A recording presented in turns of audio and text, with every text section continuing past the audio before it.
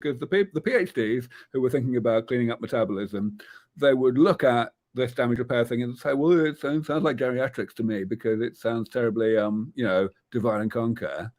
And the geriatricians, the MDs, would look at it and say, it sounds like magic to me. Right. So it took me a good decade, well, about a decade, to really convince the field that this was a good way to think about aging and what to do about it. And actually, being honest, in science, that's a pretty damn fast hit rate. You've got plenty of examples in the history of science where it took a lot more than a decade for the new idea that was correct to be acknowledged to be correct. So that was the big thing. And then, so it is a divide and conquer approach. The reason it's practical is because it's possible to describe, there's many, many, many different types of damage, different molecular and cellular changes that happen as a result, as a side effect of normal metabolism. But what I was able to do was to, as you say, classify them into 7 major categories. And that's really important because the classification is not just for ease of thinking, it's for ease of doing something. Specifically, within each category, even though there may be many different examples within the category, there's a generic approach that addresses all of them. So one category is loss of cells dying and not being automatically replaced by the division of other cells, right? Now, the right way to fix that is stem cell therapy. You put cells in that know what to do, the right kind of stem cell that knows to divide and differentiate to replace the cells that the body is not replacing on its own. Now, of course, in different tissues, different organs in the body, you need different types of stem cell therapy. But every type of stem cell therapy is more or less the same in a lot of ways. So in other words, if you get a few stem cell therapies working, then getting the next one working and the one after that is going to be a lot faster and easier than what the first one was. So that's why it's useful to have this classification. More recently, over the past decade, there's been a bunch of people coming along and basically restating this concept, but they haven't restated it terribly well. They've restated it in the sense of, showing that aging is this multiplicity of, only weakly interacting, cross-talking processes of damage creation. That's great. But they haven't really emphasized the need to classify these things in a manner that highlights the interventions. And so I still prefer the classification that I came up with 20 odd years ago. Yeah, it's amazing just to break it down from, I love, because your background is, correct me if I'm wrong, is it computer science in that direction? Okay. Yep. I love applying that discipline to this because I have an engineering type background as well. And applying that to these types of concepts of, hey, if we can describe it, then we can work on it, one piece at a time instead of the, I love the magic versus the, how do you describe it? Magic versus what the PhDs call it. PhDs and MDs, yeah, that's right.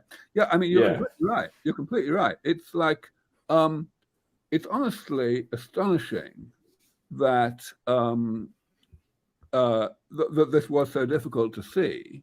But when I say it's astonishing, what I actually mean is it was astonishing to an engineer. Because to me, I came up with this idea pretty quickly. And when I want to explain it to anyone else who's got an engineering mindset, whether they're a computer scientist or a mathematician or a physicist or whatever, it tends to be a really easy conversation. Like they will say, well, duh. Right. Whereas you explain it to anybody else, it's like hell on wheels getting them to get it. And actually, honestly, this is something that I began to appreciate very early when it was like in the early 90s. Yeah. So in 1990, I met and married. I married in 1991 a biologist. A biologist who was a lot older than me. She was already a full professor, actually, at UC San Diego, and she was in England on sabbatical. And it was through her that I began to understand that biologists were not interested in aging, by and large. But it was also through her that I learned a lot of biology, because I'd given up biology in terms of formal education at the age of 15. But the third thing I learned, the main other thing I learned was that basic scientists are not like engineers at all. I never really appreciated this in the slightest, but the thing is that a basic scientist is interested in finding things out for the sake of finding things out. They're interested in understanding nature, right? So the phrase that's often used is curiosity-driven, right?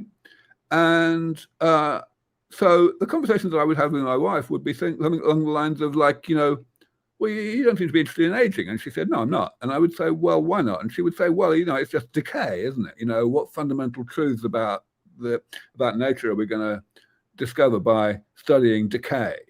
And I would say, well, sure, I understand that, but it's bad for you. And she would say, well, that's not my problem. And I would say, well, it kind of is. And that would be that. We wouldn't be able to get any further. And that's genuinely normal among basic scientists.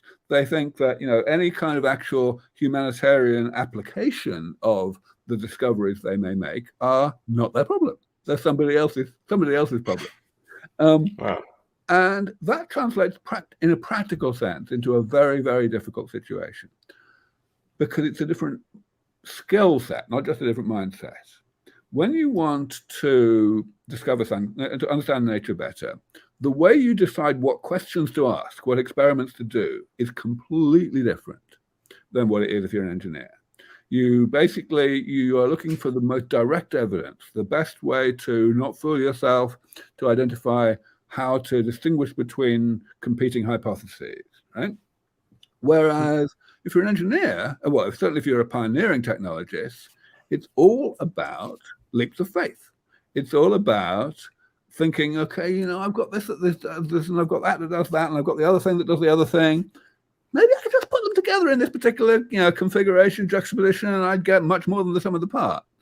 And it's a very big maybe, and sometimes it works and sometimes it doesn't, but it's a completely different way of deciding what to try next. And fundamentally, the problem when I came into the field of gerontology in the 90s was that it was entirely populated by basic scientists.